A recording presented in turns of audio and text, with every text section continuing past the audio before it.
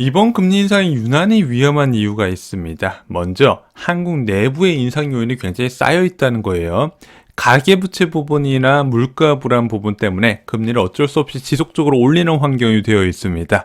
또 하나, 한국 외부의 인상 요인도 굉장히 강하다고 있죠. 대표적으로 미국의 기준금리 인상 부분입니다. 자, 미국에서 지속적으로 금리를 올리게 된다면 대한민국도 어쩔 수 없이 특정 시점에 맞춰서 금리를 같이 올리는 구조가 될 수밖에 없다는 거죠. 이것은 국내 내부의 요인, 성장률이나 아니면 물가 지표 상관없이 어쩔 수 없이 자본 유출 방지 차원에서 올리는 인상이기 때문에 약간의 강제성이 있어요. 자, 그러면은 이 두 가지 요인을 감안해서 내년에 금리가 어디까지 올라갈지 IB들의 전망치가 나왔습니다. 자, 그런데 이대로 나온다면요, 부동산 시장은 전례 없는 위기가 시작됩니다.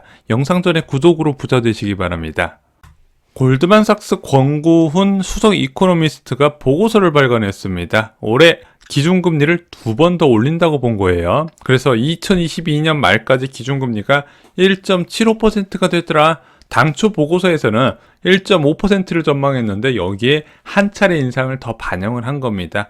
야, 왜 한 차례 더 올릴까? 결국에는 물가 불안의 장기화 때문이라는 거죠. 당초 전망은 2.6%였는데 3%까지 올라갈 수 있다고 본 겁니다. 그리고 여기서 끝이 아니라 2024년 중반까지 대한민국의 기준금리가 2.5%까지 본 거죠. 야, 그러면은 2.5%까지는 왜 올리는데?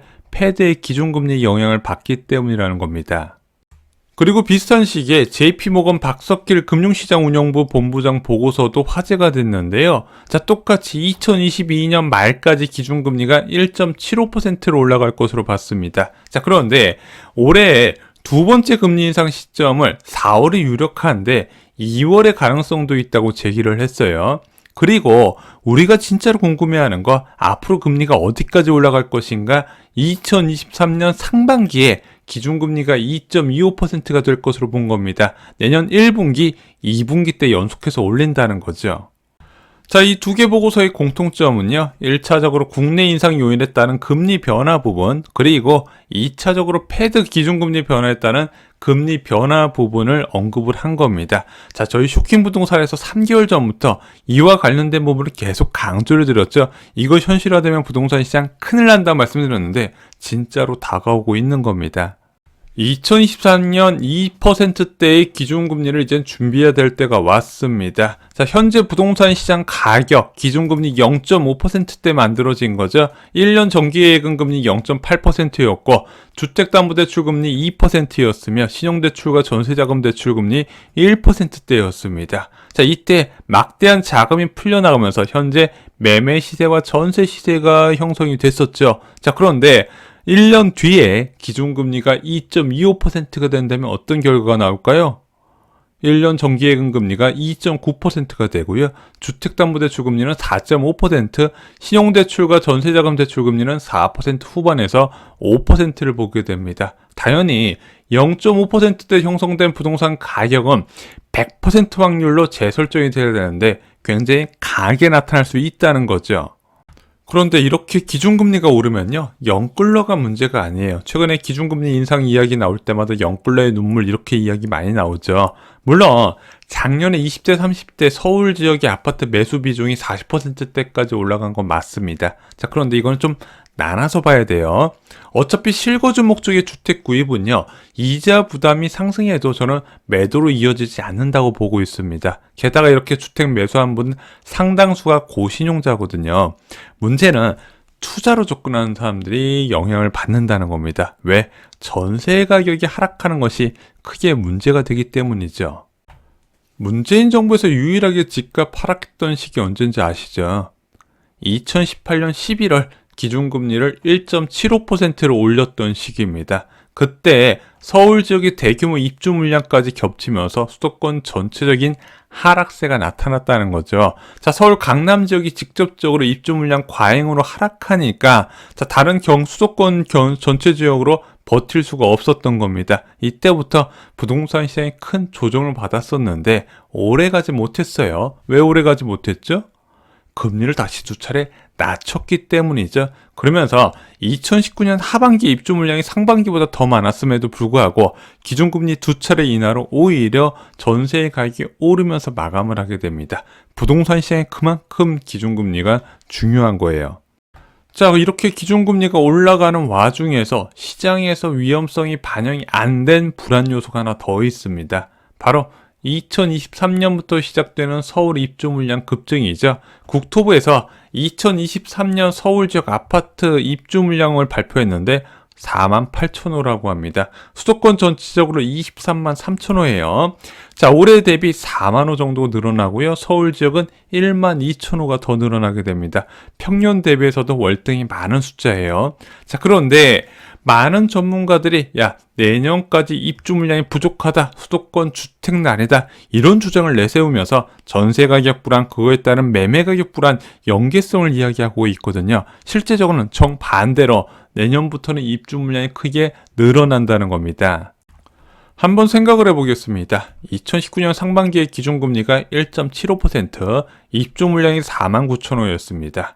2023년의 기준금리가 2.25%로 그동안 가보지 않는 수준의 금리까지 올라갈 수 있습니다. 입주 물량은 무려 4만 8천 호라는 거죠. 자, 그러면은 2019년보다 2023년이 더 위험할 가능성이 있다는 거죠.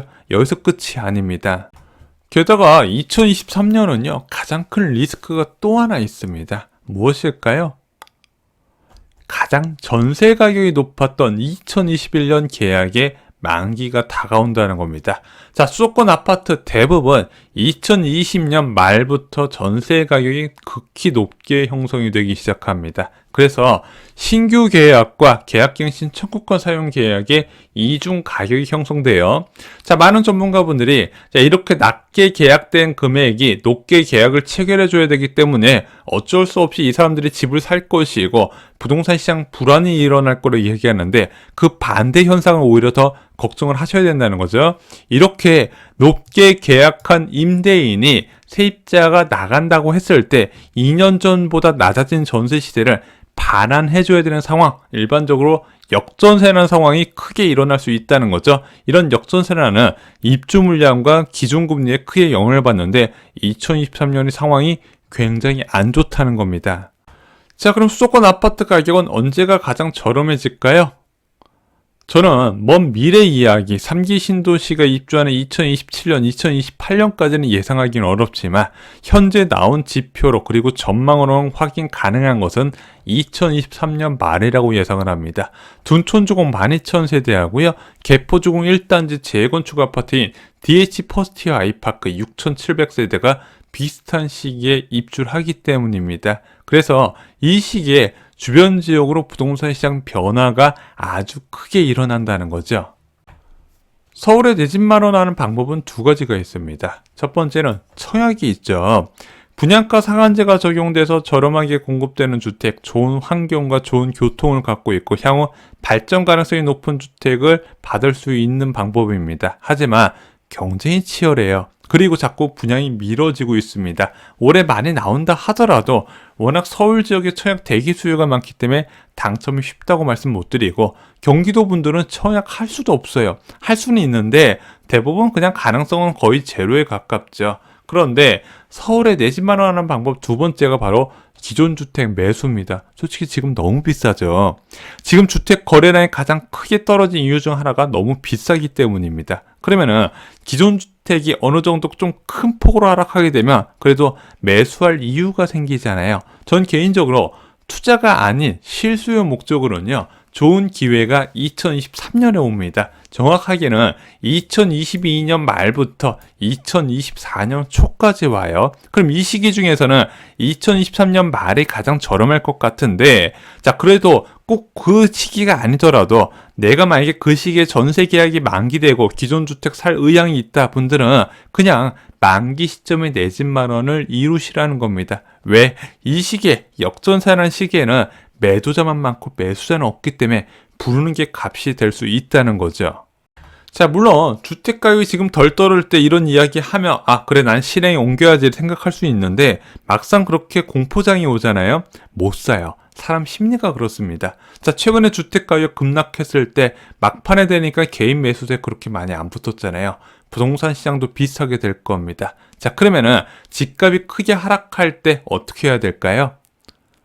미리 지식을 쌓으시면 됩니다. 아파트 교과서로 대비하시기 바랍니다. 지금은 책 한 권이 인생을 바꾸는 시기라고 자신있게 말씀을 드립니다. 이상으로 영상 마치겠습니다. 좋아요, 구독, 공유 꼭 부탁드립니다. 감사합니다.